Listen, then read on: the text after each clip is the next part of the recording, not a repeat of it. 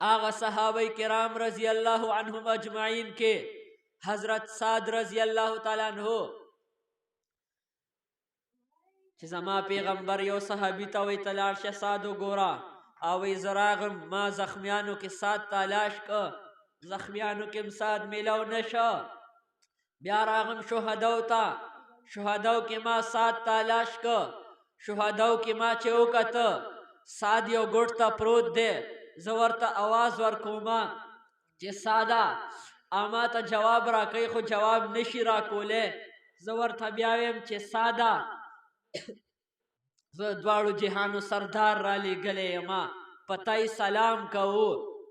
چې هغه دا جمله واورېده بدن کې بجلی غوندې کرنټ راغی ودرېدو ویې فرمایل او صحابي ته چې لاړ شي زما قوم انصار به را جمع کې هغې ته به ووایې چې موږ رسول الله سره لوس کړی وو موږ رسول الله سره عهد کړی وو خبردار سلور واړو طرفونو ته ودرېږئ د محمد رسول الله دفاع کې دشمن تکلیف و نور نه رسئ ګینه قیامت ورځ بی زمون ګروان بی د هغه لاس بی زما پیغمبر ته هغه صحابي راغی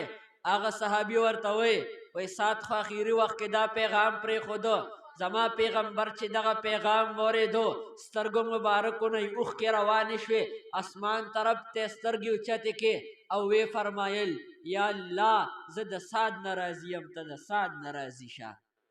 دا هغه صحابه کرام وو چې هغې صحابه کرام مبارکې زما رب فرمایي چې دا جنتیان دي او هغې صحابه کرامو ته نن د شیعه په نوم باندې یو بدترین فتنه د شیعه په نوم باندې یو دجال فتنه